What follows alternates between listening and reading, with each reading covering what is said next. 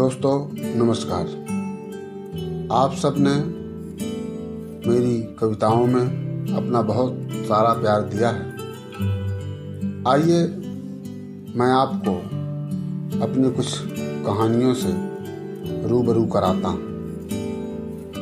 आज प्रथमतः पहली कहानी मैं आपको, जिसका शीर्षक है अजनबी। जनवरी का महीना था, रात्रि का दूसरा पहर, कोहरे से ढका प्राकृतिक परिवेश, कड़ाके की ठंड रूह तक को कपकपा देने में समर्थ थी। ऊपर से बारिश का होना, सीटी बजाती ट्रेन घने जंगलों से अबाध गति से चली जा रही थी। सारे यात्री नींद की आगोश में थे। प्रांजल भी इसी ट्रेन में सफर कर रहा था, किंतु स्टेशन की प्रतीक्षा के कारण नींद कोसों दूर थी। आखिर जो उसका स्टेशन था वह आ ही गया। प्रांजल जबलपुर में एक बैंक में अधिकारी था।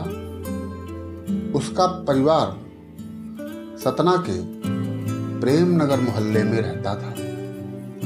जबलपुर से प्रत्येक दिन आना जाना करता था। अच्छी तनख्वाह थी, सो ठाट बाट भी ऊंचे थे। ट्रेन से उतरकर प्रांजल प्लेटफार्म नंबर 1 की ओर बढ़ने लगा। ठंड से उसके पैर तक हिल रहे थे। कटीली हवा मानो ठंड का सहयोग कर रही थी।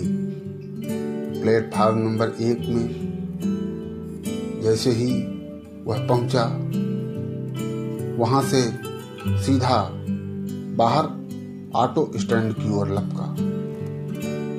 लेकिन उसके कदम सहसा ठिठक गए। पूरा टैक्सी स्टैंड खाली था। अरे, इन ऑटो वालों को क्या हुआ? धीरे से बुदबुदाते हुए प्रांजल ने अपनी नजर चारों तरफ दौड़ाई, पर कोई भी ऑटो या रिक्शा दिखाई नहीं दिया। लगता है रात स्टेशन में ही बितानी पड़ेगी। यह सोचकर वह पुनः प्लेटफार्म की ओर बढ़ा ही था कि एक रिक्शा दूर कोने में दिखाई दिया। समीप ही रिक्शा चालक भी अपने आप को पूरा ढके हुए बैठा था। उसके पास पहुंचकर बड़े ही विनम्र भाव से प्रांजल ने कहा, दादा, प्रेमनगर चलेंगे? प्रांजल की आवाज सुनते ही अपने आप को कंबल से पूरा ढके हुए रिक्शे वाले ने अपनी तंद्रा तोड़ते हुए कंबल से बाहर सिर निकाला। पूरा चेहरा टोपे से ढका हुआ था, ऊपर से गमछा भी बांध रखा था। पुनः प्रांजल ने पूछा, दादा, ठंड बहुत है, प्रेमनगर तक चलेंगे? इस बार रिक्शे वाले ने स्वीकारोक्ति में अपना सिर हिलाया और कंबल को लपेटते हुए प्रांजल को रिक्शे में बैठने का इशारा किया। प्रांजल तुरंत रिक्शे में सिमट कर बैठ गया। रिक्शे वाला गंतव्य की ओर प्रस्थान कर गया। रास्ते में प्रांजल ने बात छेड़ते हुए कहा, दादा, आप घर नहीं गए इस ठंड में, जबकि पूरा टैक्सी स्टैंड खाली है। प्रांजल अपने आप को जरा किटकिटाते हुए, अपने आप को संभालते हुए बोला, पर रिक्शे वाले ने कोई जवाब नहीं दिया। शायद वह रिक्शा चलाने में निमग्न था या उसको यह प्रश्न जंचा नहीं। प्रांजल सोचने लगा, पेट आखिर क्या नहीं करवाता। इतनी कमज़ोर काया, ऊपर से यह बुढ़ापा। यह रिक्शा चलाने की उम्र तो नहीं है, पर जिंदगी जो न करवाए सो कम है। वह पूछना चाहता था कि उसके बेटे क्या करते हैं, वह कौन सी परिस्थितियों में हैं जो इस उम्र में रिक्शा चलाने को मजबूर हैं, किंतु पहले प्रश्न का उत्तर न मिलने से वह मौन रहना ही श्रेयस्कर समझा। आखिर मेरा इस अजनबी से रिश्ता क्या है? मैं क्यों इतना सोचता हूँ? ऐसे विचार प्रांजल के मन में आते ही वह शांत चित्त हो गया। दादा, आगे से दाहिने वाले सड़क पर 10 कदम चलिएगा, आगे आपको पीली बिल्डिंग दिखाई देगी, वहीं रोक दीजिएगा। रिक्शा दरवाजे पर रुका। उतरकर प्रांजल ने पर्स से निकालकर 40 रुपए दिए। वह धन्यवाद कहते हुए दरवाजे की ओर बढ़ गया। रिक्शा वाला जेब में पैसे रखते हुए कोहरे की धुंध में खो गया। दरवाजे की घंटी बजी। पत्नी ने दरवाज़ा खोला। गजब करते हो आप भी इस रात में, इस ठंड में। आखिर इतनी रात हुई कैसे? रोज तो आप शाम 8 बजे तक आ जाते थे। पत्नी ने शिकायती लहजे में कहा। क्या करता, हेड ऑफिस से अधिकारी जो आ गए थे तो वहीं रुक जाते होटल में। इतनी ठंड में आने की ज़रूरत क्या थी, जबकि सुबह वहीं जाना ही है। कैसे रुकता जनाब, आप जो यहाँ थी, कहते हुए प्रांजल शरारती आंखों से मुस्कुराया। चलिए, बात बनाना कोई आपसे सीखे। मैं गरम गरम रोटी बना देती हूँ, आप तब तक हीटर में अपना हाथ गरम कर लीजिए। जो आज्ञा महोदया। प्रांजल ने खाना खाया, गरम दूध पिया, जा पहुंचा बिस्तर पर।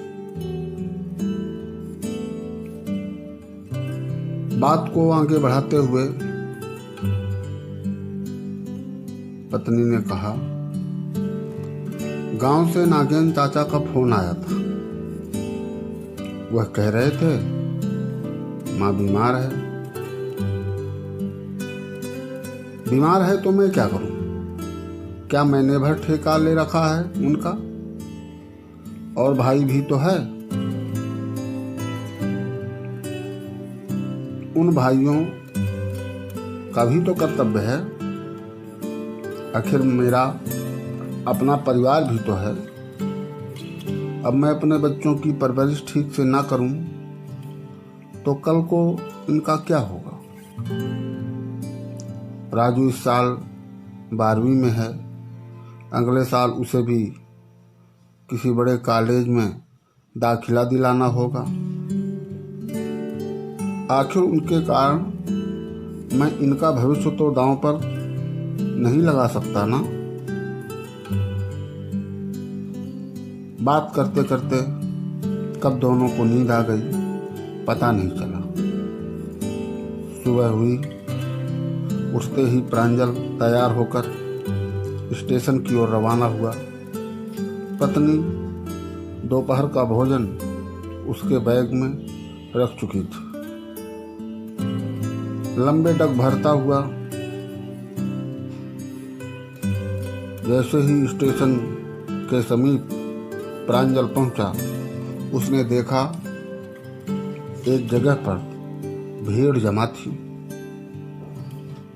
वह उस भीड़ की ओर मुखातिब होता हुआ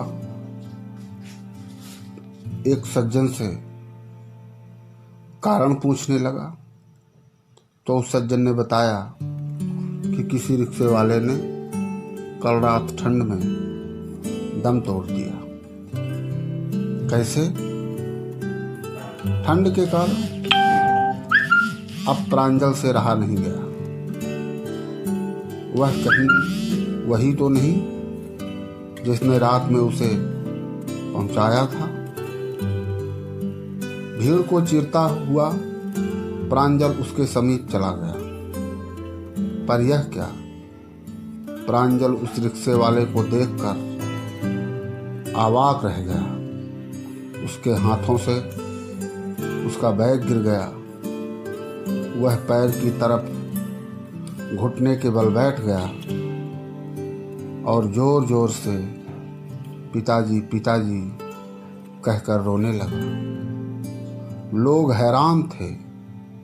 सबके जहन में एक ही सवाल था, आखिर किस मजबूरी ने उससे इस सर्द रात में भी रिक्शा चलाने को विवश किया था। बाद में प्रांजल को पता चला कि माँ वहीं नज़दीक के अस्पताल में भर्ती है। अब पुलिस को यह पंचनामा बनवाना था कि यह लाश अब चित परिचित है, अब यह अजनबी नहीं है।